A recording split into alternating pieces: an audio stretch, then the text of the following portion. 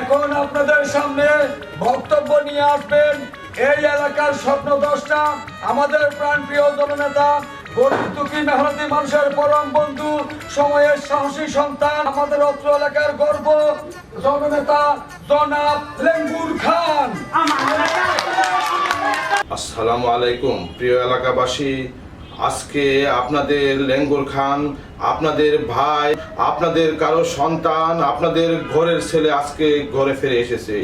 আজকে আমি বারাক্রান্ত হৃদয়ে বলতে চাই, আপনারা জানেন যে একটি অনাকাঙ্ক্ষিত কারণে আমি একটা দলের একটা সহসভাপতি ছিলাম, কিন্তু আজকে বলতে চাই আপনারা জানেন যে আমার ফ্যামিলি, আমার বাবা দাদা এবং আমি নিজেও আওয়ামী লীগ করতাম।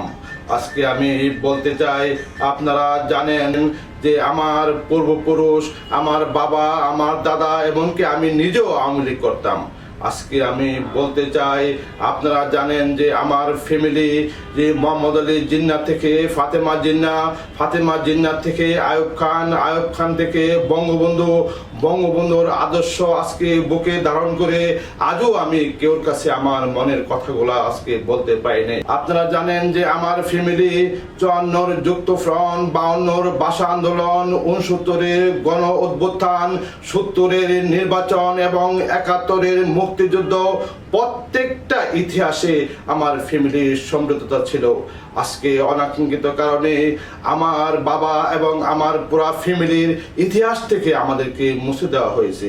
আর্কাইভে পুরা ফ্যামিলির আমাদের যে ইতিহাসে যে আমাদের যে সমৃদ্ধতা ছিল, এগুলা খোঁজ করলে এখনো পাবেন।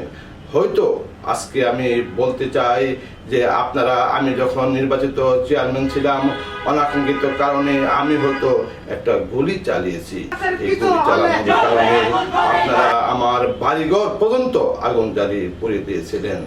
আপনাদের আজকে আমি বলতে চাই, আমি যখন নির্বাচিত চেয়ারম্যান ছিলাম, হয়তো আমার ইউনিয়নে টেরা যুদ্ধের কারণে, আমার হয়তো কোনো কারণে, অনিচ্ছাকৃত কারণে হয়তো আপনাদের কোনো সন্তান হারিয়েছে, মা তার সন্তান হারিয়েছে, স্ত্রী তার স্বামী হারিয়েছে, সন্তান তার বাবা হারিয়েছে, অনেকের হয়তো বাড়িঘর হয়তো আগুন জ্বালিয়ে পুড়িয়ে দেওয়া।